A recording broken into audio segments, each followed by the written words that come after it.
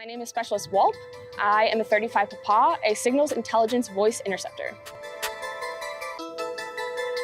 In my MOS, we do a lot of training on signals equipment, voice interception, and just kind of piecing all of our intelligence together. So we can attach to any unit, work with any MOS. It depends on what their job is and how we can help them. So right now I'm attached to a MICO, which means I work with all of the other 35 series and some 17 series, which is electronic warfare. But you can be attached to special forces. You can be attached to an infantry unit who needs to figure out where their enemy is and you help them with that. You can be attached to an armored brigade. It just depends on what their unit entails and how you can provide intelligence for them so you can help them meet the needs of their mission. I chose this MOS. I was looking at all of the 35 series because I knew I wanted to be in intelligence. And I picked Papa specifically because we got a language attached. And I was really interested in being able to communicate with people in different languages. And I'd already had a language under my belt. So I wanted to see how far I could push the envelope there. And the Army offered me that opportunity. My favorite part of my job is just being able to use all of the equipment and being able to interact with so many different MOSs. It helps me to paint a bigger picture of our mission and to have a bunch of motivation to try and help as much as I can specifically. Welcome back to the show. I hope you guys enjoyed just a short introduction as to what it means to be an Army intelligence officer. And that officer was working as a signals intelligence operator. For the first time on the show, it was pretty cool. I got a chance to have a short conversation with a former intelligence officer. Now, conventionally, when it comes towards what it means to be an intelligence officer, most people, would believe that the person may have worked for the CIA or the FBI or some of the other prominent intelligence agencies. However, Trenton Miguez, who came on the show, was worked for the United States military intelligence department, and he had served for quite a number of years as an Army intelligence operator. And throughout this interview, I spoke to him. I asked him a series of questions as to what it means to be an intelligence officer, the training that he had to undergo to work in the field and to work as an intelligence officer, and additionally what his life has been like post-retirement working for Everyday Spy, which was founded by Andrew Bustamante, who has caught the internet by quite a storm by being featured in many well-known YouTube channels such as the Lex Friedman podcast and even Diary of a CEO. I hope all of you enjoy this next interview with Trenton Miguez, and as always, please do let me know if you have any feedback to share in the comment section below, and please feel free to share any feedback or any suggestions on how you guys would like to see this podcast improve in the episodes to come. Sit back, relax, and enjoy the next 1 hour with us. Yeah. Awesome. Thank you so much for accepting my invitation. This is the first time I've ever had an intelligence officer former intelligence officer on my show. I've had some special operators come, so I've had an Australian sniper, I've had a SEAL, somebody from the Canadian Special Forces as well, and even somebody from the 75th. So this is the first time I've had a former intelligence officer. So today I have Trenton Miguez with me, who is a former U.S. Army intelligence officer who spent years in some of the most difficult regions, such as the Middle East. And after returning from the field, he decided to redesign the Army's core training program for new intelligence officers. And additionally, he currently works with Everyday Spy, applying some of the same lessons he has learned from his previous job. And additionally, he has helped the next generation of operatives learn how to think, analyze, and decide under pressure. Now, most people before they become intelligence officers, they just kind of have a picture like it. I mean, they picture like it's something from the movies, which at least by now I know it is not. Uh, but what do you think it was before you became one and after? And also, I do know that military intelligence differs slightly from intelligence gathered by organizations like the CIA or MI6. So, what was it? What was the ground reality once you became one, and also how does being an Army intelligence officer differ from maybe being like a CIA intelligence officer? Yeah, I think as like everyone who isn't experienced inside the world of intelligence, as you think James Bond, you think Jason Bourne, and you get to be one of those cool guys running around with guns and nice cars, right?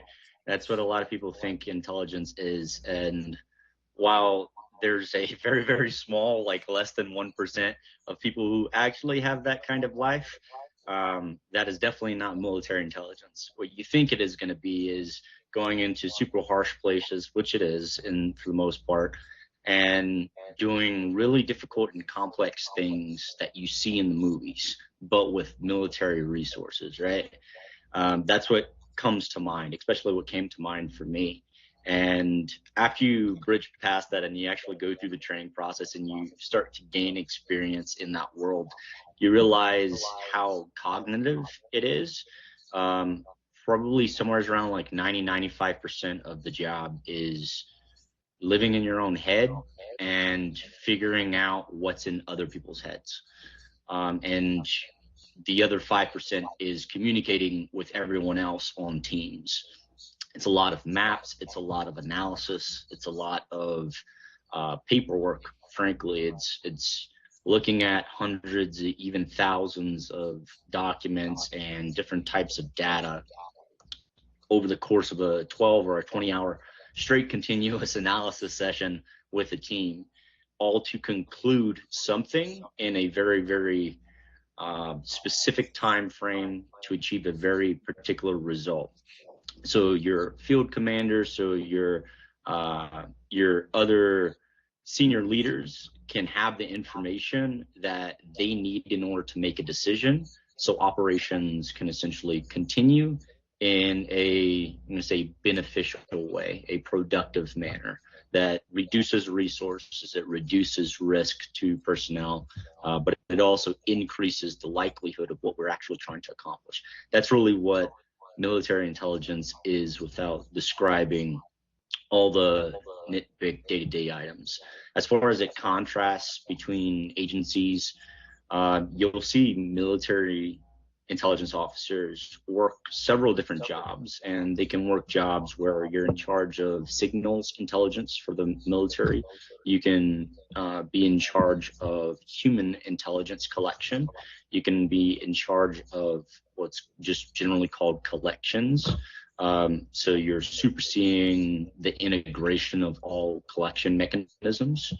You can be in charge of what's called an all source analyst team, and there's various different styles. Essentially, you're an analyst that comprises of a different set of skills in terms of analysis, pulling in all of these different forms of intelligence, like geospatial intelligence or geoint, which is the capturing both information and intelligence that is created from those sort of analysts that look at complex map data, like visual images and that sort of thing. And then you have signals intelligence, which is captures everything from hardwares on computers and how their frequencies might interact, signals, all the way to cell phones and radios and anything in that sort of space. So you can just think of technology. And then human intelligence, which is, or humans, which is any sort of information or secrets that are transacted between two people, so person to person. And we have different level of skills and a variety of different capacities where people write these reports, and they go to these analysts. And in an intelligence officer role, primarily speaking, while there's specialized SAP programs or special access programs or very particular, I'm going to say, job roles that are temporary or ad hoc roles that that officer will go and supervise and do, that might replace actually one of these field collectors to an extent. The contrast there is in CIA, DIA, those sort of agencies will have entire teams similar to the military, or the military might actually be supporting that CIA officer. A CIA officer, you think James Bond, right? Guy in the field who looks like a chiseled stud in a nice tuxedo, right? But the reality is, while that does happen sometimes, your average CIA officer isn't actually that attractive. They're not actually quote unquote that fit. While they do have to have a relatively good fitness, and they're really someone who can blend in into a place that you're stealing secrets from, right? It's not a necessarily advantageous place to be, right? So they might look like a traveler, they might look like a businessman or something like that, which starkly contrasts someone like in the military, which is a overt status. So CIA does covert, which means they want to blend in into that world, and they steal secrets from a very particular set of people that have those secrets. While intelligence remains very, very similar in those functions, how that intelligence is derived or gathered is starkly different from CIA to the military. If you don't mind sharing, what was your security clearance level when you were in the intelligence community? Yeah, so everyone inside the intelligence community generally starts off no less than a secret clearance. And depending on your position or your role, those can scroll into, I'm going to say, your top secrets and your various SEIs, and even above that. I personally had a TS SEI, a top secret or sensitive compartmentalized information. Most officers in the intelligence world possess that clearance. Okay.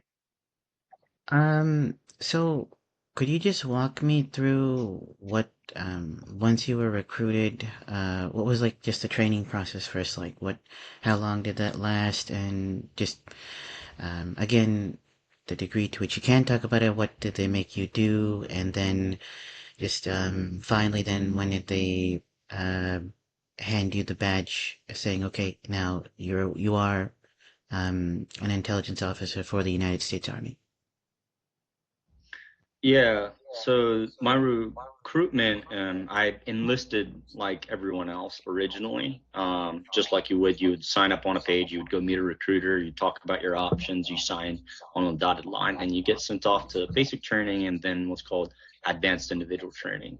I was enlisted prior, and over my career in my enlisted career, I was tapped on the shoulder because of some other officer apparently saw promise in me in some way, that I was able to afford past my peers and what we've done as intelligence analysts. I was an analyst prior, and they asked me, hey, would you like to go to Officer Candidate School, or OCS, which is a transition program from the enlisted side to the officer side? And I said, yeah, absolutely, let's do that, because we're heading up to an upcoming deployment. So essentially what it was a for any of my military members out there, it's essentially like I would say basic training, anything that you would think about basic training. So people yelling at you, sleep deprivation, long ruck marches, physical activities, that sort of thing, cognitive strain and psychological games. But a dial from, let's say, your normal basic training might be like a 2, dialing that up to like an 8 or a 9. So it was pretty rigorous, but if you're willing to stick it out and understand the games that are being played, it's very much passable. And they go through different vetting styles to see how you'll break. It's not necessarily if you're going to break, but whether or not how you're going to break, and is that something that you can work on and develop before you actually lead other people. And so after I went through the OCS program, I got shipped off to Fort Huachuca, Arizona, which is the sort of hub for intelligence training, majority of it anyways, for the Army. And during that process, I can actually talk about how long each of these training programs are, but you can look up online and you can definitely talk to a recruiter if you want that. But on an open source, I can't really say that. It is multiple months, I can say that. But we process everything through essentially learning tactics, decision making, critical thinking, creative thinking, different sort of analytical processes in order to function as an intelligence officer that would make us work in military environments. So what that means is understanding how our commanders will think, what do they need from us, how does our adversaries think, what are their tactics, their styles, their current practices, and all of the training programs that helps you develop as an intelligence officer that is constantly updated and continuously updated. So it's sort of a ever evolving program based upon our current threats in our environment. Okay. I just wanted to like follow up on that. So, most special operators, so like special forces soldiers, but not even special forces soldiers, even intelligence personnel have to undergo something called resistance to interrogation. I think the U.S. military calls it SEER, survival, evasion, resistance, and escape. So you can let me know if you want to talk about it. I have tried asking a few other special operators and who have been on my show, and they have not been too comfortable talking about it, just to the sensitive nature of this I would say stage of the selection process. But I just kind of got to know through it. I'm not sure if you know the show called SAS Who Dares Wins, but it's like a few former British Special Forces soldiers put like contestants through like a mild version of what it is. Now, obviously, I don't know what the actual tactics are used by special forces and intelligence agencies to train their candidates for this, but this is just for everyone who doesn't know, this is like I would say the final stage of selection. So it's just training given to personnel and candidates who are at the high risk of capture. So basically, this trains people to withstand interrogation, protect information, and maintain their identity under certain pressure, and also resist manipulation tactics like, just like you mentioned, sleep deprivation, isolation, stress positions. They may even put headsets on, making you listen to disturbing noises. So, to the degree you can talk about it, did you have to undergo this training program before you became an intelligence officer? And just maybe just what was it like going through it if you had to go through it? Let's just take a short break. Now, on the show previously, as all of you would already know, I've had some certain special operators come on the show and talk to me. A former Navy SEAL, an operator from the 75th Ranger Regiment, from the Canadian Special Forces Joint Task Force 2, and even an Australian Special Air Service sniper. As a part of their training, all of them have to undergo something called resistance to interrogation. Even several intelligence officers have to undergo a similar form of training just due to the nature of their job. However, the degree to which officers are trained to withhold information varies from candidate to candidate due to depending on how sensitive the information is that they're dealing with, or or due to the level of risk involved in that officer's job. Now, I'm going to play a short clip from the show called SAS Who Dares Wins. In this show, 4 former British Special Forces soldiers put a series of contestants from the general public through a mild version of what resistance to interrogation is. Now keep in mind, the actual tactics used by special forces and intelligence agencies around the world are known to be far worse and are kept classified in nature due to the highly sensitive nature of this stage of the selection process. However, this clip itself has been proven to be a little bit disturbing for some viewers, and the majority of contestants get knocked out in the final stage of this selection process. If you are not comfortable watching this clip, you're more than welcome to skip past it.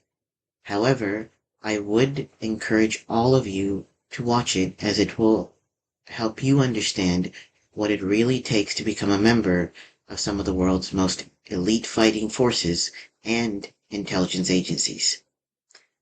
See you in the next 5 minutes. Next 3 days is going to be fucking hard. Okay? We've seen qualities in you. This is why you're sitting here. Because we believe you have what it takes.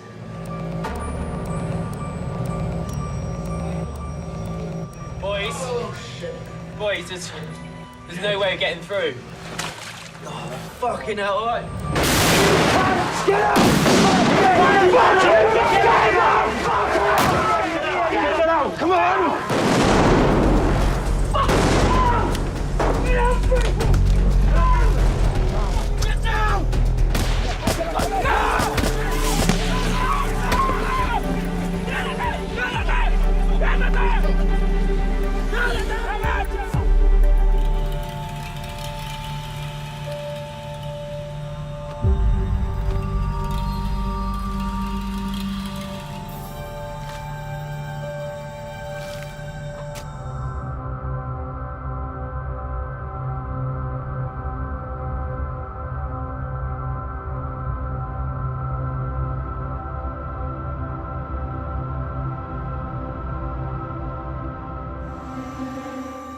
Resistance to interrogation was the hardest phase for me.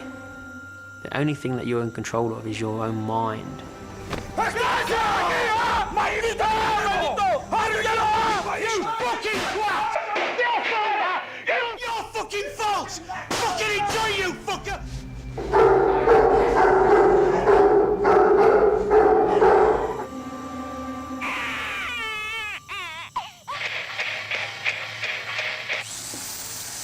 What is your name? Mo. What's your surname? Musa. Musa? What's your full name? Charlie King. Both Moses and Charlie have given false surnames. What's your name? Charlie King. Strike one. What's your name? Charlie King. Strike two. What's your fucking name? Charlie Claret. Fuck me. Who sent you out? Who gave you the kit? Who made it all match? Who map read? You did. Who planned it? You did. It's not good enough, and if you think that by We're sitting wasting there our fucking saying time. nothing... Shut up. We're wasting our fucking time. Go! That is this phase complete. Turn around, face me, come in. That's it. It's all right, Walker. It's all right, come in.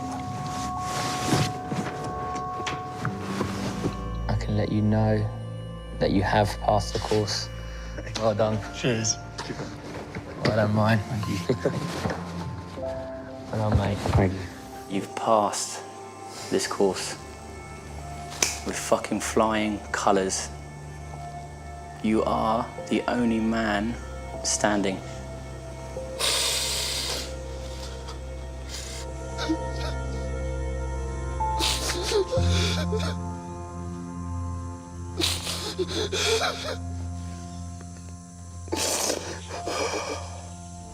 You are part of the team. Thanks, Moses. Well done. We meet these guys and we work with these guys that we're stood next to and fighting next to, and all of a sudden our life makes sense. It's an amazing feeling. We are a bunch of rogues that have found the people we want to be with.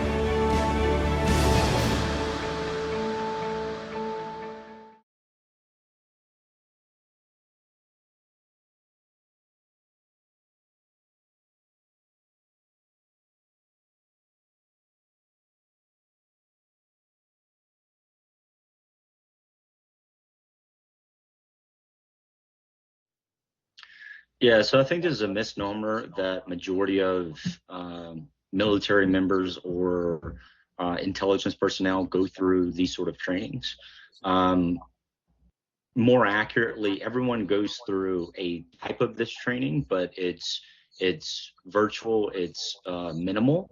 And as you progress to moving into a more high-risk environment, depending on that environment, is whenever an opportunity, if the timelines for the course as well as the risk level that you might be captured or something like that, if both of those match and the budget allows, well, then you're permitted to actually attend that sort of training. So that sort of training is primarily focused on our airmen as well as special operations. And because of the sensitive nature on how you actually evade, how you actually do recovery, it's very reluctant that people will talk about it because of the sensitive nature, as well as they all sign NDAs for it, right? They sign secrecy agreements on not being able to expose these secrets, on how do we actually perform and get out of a very dire situation, right? And so for that reason, I'll just leave that there. But for the rest of us, everyone in the military, regardless of branch, undergoes at least what's called a level 1 SEER certification, which is a baseline understanding on general practices for that black swan event, if you will. If it were to occur, how do you actually undergo these things? Now, as an intelligence officer, I was never afforded to go to a training like that. However, most intelligence officers have other styles of training, like counterterrorism training, physical, and I'm going to say various styles of intelligence-based or security-based training that takes into account the peripherals of what SEER requires. So everything that secures the person who is likely to actually undergo, let's say, in a downed aircraft, or a special operations person gets stranded or captured. Intelligence officers get all the training to secure that environment with all the understandings of what that environment is going to enact and how to actually plan to recover that person with operations. So you can think of towards most intelligence officers have training for all the background processes and operations that actually permit someone who is acting their SEER training to recover them. You saw this primarily with military operations and CIA and special operations, recovering with the program that was released as Ghost Murmur, right? With our special operations being recovered in Iran. Okay. Now, when you are an intelligence officer, I think almost everything might be like a threat, or you may have to, like, every single piece of information that you may come across, you're like, okay, is this important? Is that important? So how do you kind of filter out that information to make sure that, okay, this is actually important, this should be shared with, your superiors or whoever needs that information, okay, and this should be tossed out, this is not important to us. So how do you kind of make that decision? Because that's what could be like, could result in a life or death situation with whoever gets that information down the line. Yeah, absolutely. And we call this simply identifying signals in noise right? So in the concept of signals and noise and how to actually distinguish a signal versus if you're just seeing noise, you're collecting noise. We have several processes that sort of undergo this, but in a overly simplified way to say this is we basically ask ourselves a structured form of questions, and those questions are oriented to our commander or our decision makers decision. So everything that we sort of put forth in terms of our resources, how do we apply our resources, are all tailored to our senior or our boss's decision and their decision making process. And we can develop what's called priority intelligence requirements. So essentially it's, hey, we have a whole bunch of lists of intelligence requirements, things that we need to know about the world and about other people's way they're making decisions and their resources and their tactics and their strategies and their positioning. There's a lot of things that we need to know and understand about that environment. But what we do is we prioritize them in line with what our commanders or our decision maker needs to actually know in order to make that decision that moves operations forward.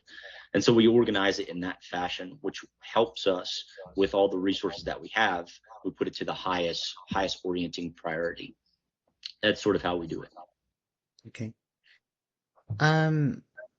But was there any sort of point in your career, any sort of assignment that you had that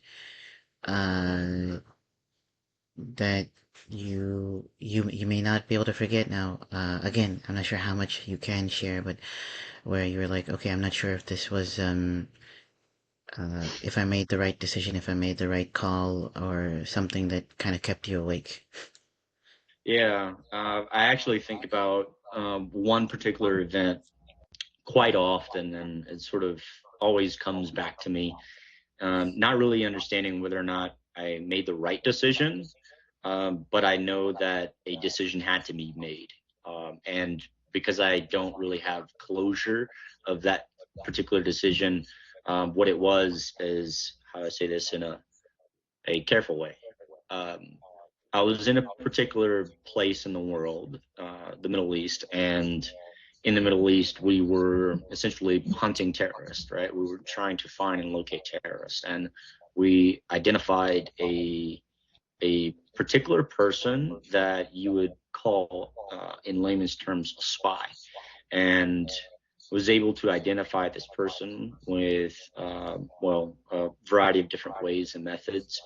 But I turned over that person's name. That person was then essentially captured and interrogated and sort of disappeared, as the special operations and the intelligence communities do, right?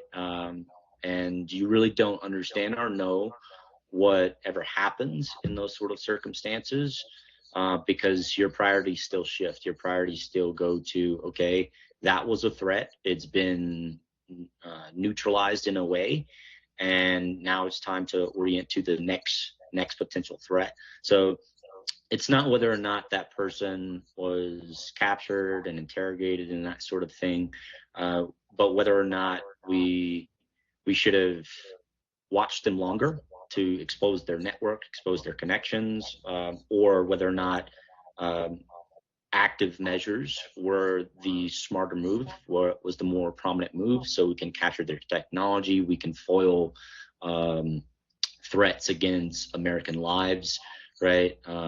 There's pros and cons to both passive measures of observing someone versus active measures on collecting them actively. And that contrast, you really never know what the better decision is, because it comes at the cost of making a choice. And that sort of dilemmas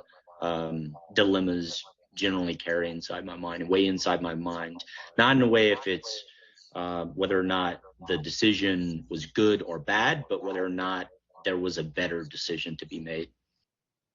Okay. Now I just wanted to talk about your work on redesigning core training program for new intelligence officers. So what do you think needed to be changed, and what did you what did you exactly fix in this program? Yeah, we're close to a line, so I have to be careful on how I communicate this. The speed of information on what happens in the world and how fast you're able to adapt to it is going to be the limiting factor inside of all warfare. You saw that in Ukraine. You see that in Iran. You see this in majority of parts of Africa or even South American conflict zones, right? We have, I think it's technically like over 120 active, not just US, but conflicts around the world that is currently occurring. And that's a lot of data that you can look at on how fast and how rapidly technology and information plays part into the styles and tactics. Just as an example, in Afghanistan, as soon as friendly forces, American forces, or just partner forces of the United States created a counter to how a threat was conducting attacks, whether or not it be specific techniques or what have you. As soon as that was created, you would go through a very short duration of time. I can't exactly say that time period, but a very short duration of time in which the adversary would adapt, and then military forces would have to adapt. And you always have this sort of competing adaptation that happens in military and in conflict, right? And you see this primarily in Ukraine. You've seen this over Ukraine in the past few years. The problem with organizations is organizations have bureaucracy, right? They have budgets, they have timelines, they have things that they have to adhere to, and they have these regulations that you have to adhere to in order to say this is satisfactory to current conflict. Now, what you didn't see is that bureaucracy in Ukraine, and a major transition that our military has pivoted to in sort of every conflict that we've had, right? So you've seen this in the 30s, you've seen this in the 50s, primarily during and post a conflict. The United States has always adapted to that existing conflict in how they structure their military, how they actually perform. And you see this currently in our own government with Secretary of War Pete Hegseth, right? He's adapted and he has modified how the military works. Well, the military has always been adapting to current conflicts, and I wanted to have that conversation with bringing in experts across our fields in the military, regardless of branch, bringing them all into a hyper adaptive and hyper integrated way of fighting. And that was sort of my pitch to transforming how our military functions. But an organization is still an organization. It still has bureaucracy. But yeah, that's sort of where my orientation started in that process.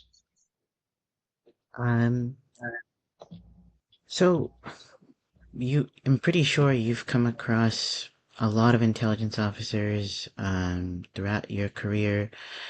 What do you think is the number one mistake made by officers across the spectrum? You know, maybe the ones you've worked with and other officers, let's say from, just like you mentioned, CIA or DIA or yeah, like what's one mistake you've seen every officer make, or something which maybe like has been a pet peeve for you since through your career? Yeah, I think regardless of intelligence agency, both U.S. and foreign intelligence, really any intelligence person, because they're all human, right?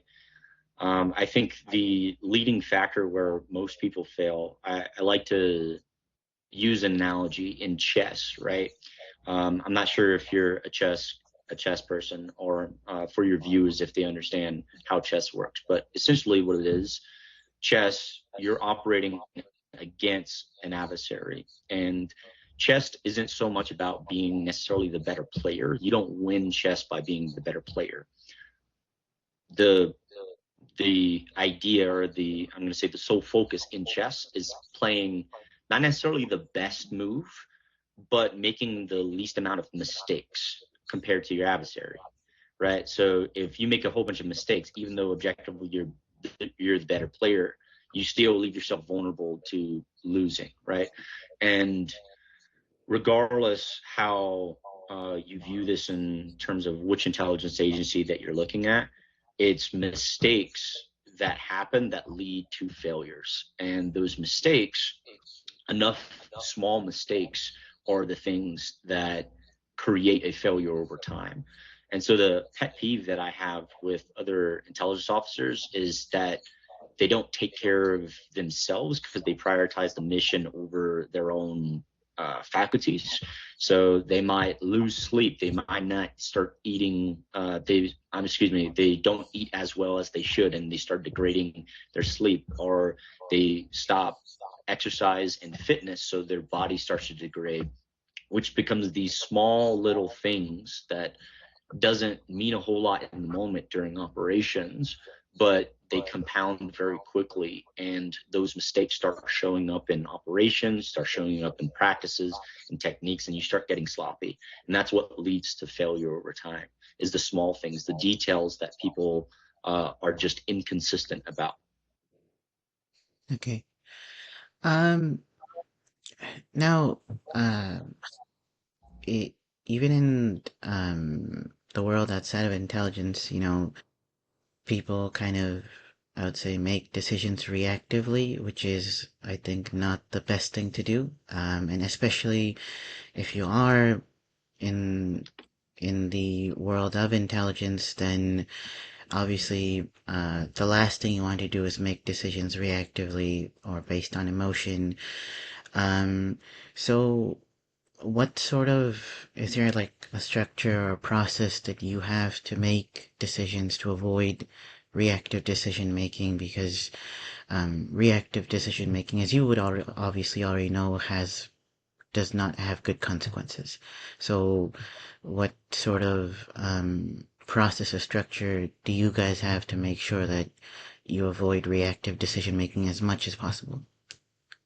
Yeah, so what you're talking about sort of hits at a core of processes, right? So you have reaction and you have responses. Sometimes you want a reaction, and that reaction saves your life, right? And so you train for those reactions to be productive in the moment. But primarily speaking, even though you might feel like you need to react, the first step is understanding and having the awareness that that is an internal emotion, and that emotion spearheaded by some sort of hormones, some sort of chemicals that are ongoing inside your body, right, inside your brain, that's activating your nervous system, which is why you feel like you need to react. And sometimes that is very, very beneficial to you, but you have to be aware that you're not actually in danger in this very moment, right? No one is actively has a gun to your head or actively shooting rounds at you, no explosions going off. Those are times where reaction will probably save your life. Response is the awareness on, hey, I'm actually safe. Allow me to undergo breathing exercises or focal exercises or cognitive exercises that relaxes my nervous system for a moment, that will flush my chemicals inside my brain so I can actually evaluate what is occurring. That is the first thing that intelligence officers do. Understanding and having the awareness that what's happening in their physiology does not have to be part of their current process. They can distinguish the difference between their emotional reasoning as one thinking cap, and they can put on other caps in order to gain different perspectives. So they can make a better sound decision. Okay. Now, so just like as this episode comes to an end, I just wanted to ask you like a few more questions. If you were to go back to your younger self, like what sort of advice would you give to him before, if you were to like do all of this all over again? That's a really good question. Oh man.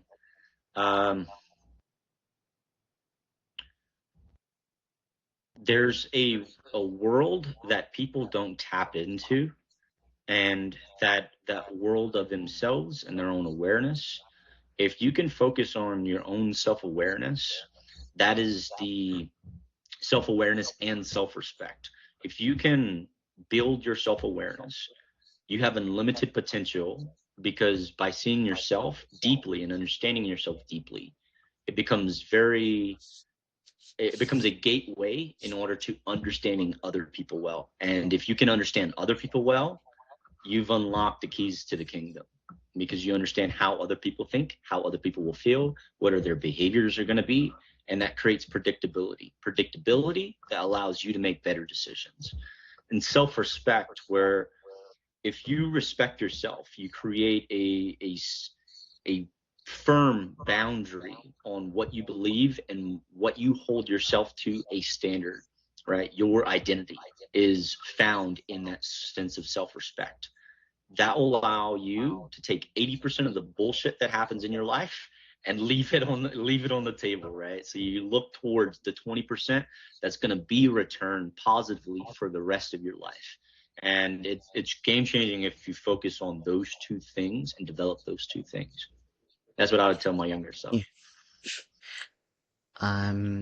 So just my final question for you is, so obviously I've been in touch with CAF, and Everyday Spy has kind of helped make this happen. So, what's it been like working for Everyday Spy, working with Andrew? Obviously, Andrew's obviously become a celebrity now through this whole YouTube space, and but you know, working with Andrew, working with the rest of the team, and obviously working in the private sector now. You're not in the army anymore. Just what's it like working outside of that world now? Just being being a member of us, being a member of the general public, and also what's it been like working with Everyday Spy? Yeah, working with Everyday Spy has been really awesome. It's very alluding to how operations in the military or in intelligence operations work. There's always a driving goal. There's always priorities. There's always competing resources, like anything else. So if you own your own business, or you're a student that has their own job and has a relationship and trying to study and get your degree, right? You understand that there's always competing efforts for your attention, your time, your resources. And working with Everyday Spy is an awesome team that helps take that burden a little less heavy, right? Because everyone in Everyday Spy, in my opinion, are extremely high performers. They're wonderful people. They are all masters of their craft, and I think it is very enjoyable to work with all of them, because we all have a shared language. That language being primarily intelligence-focused language. So it makes the world to communicate, and how we see threats, how we understand threats. It makes it very, very seamless. And the second part of your question is, how do I think about being a civilian now? I'd say it's different. It's different in a way where what you care about radically changes, right? In the world of military operations, what you care about is what is the next threat to our people, our Americans, our way of life at home, and you're focused on all of your time and attention on preventing bad things from happening. As a military intelligence officer, that's your primary job. And now, not having that, what fills in that space is trying to give back to the community and helping other people realize that you don't have to struggle with your finances. You don't have to struggle with your health. You don't have to struggle with understanding the threats in the world. Because there's programs like Everyday Spy and a program that I personally run inside of Everyday Spy, Skunk Works, that educates people on how to actually think about their health, how to think about your wealth and growing your wealth, and how do you actually think about the threats in your relationships, in how governments are currently happening and you're being deceived on both sides. How do you actually distinguish facts from fiction to things that are going to impact your day-to-day life, and how do you keep yourself and your family safe? So it's been a transition from focusing on military efforts to now looking at the individual people on the other side, right? Not just the military members, but your everyday person who can better prepare themselves for our everyday life that's so radically changing. Okay. Yeah, thank you so much, Trenton, for taking out the time to come on my show. I spent a lot of time answering my questions, and yeah, I had a fantastic time talking to you. I'll spend just a few days editing this, and then it'll be out on the channel. Awesome. Thank you so much. I appreciate you. Sure. All right. Thank you, Trenton. See you. See you.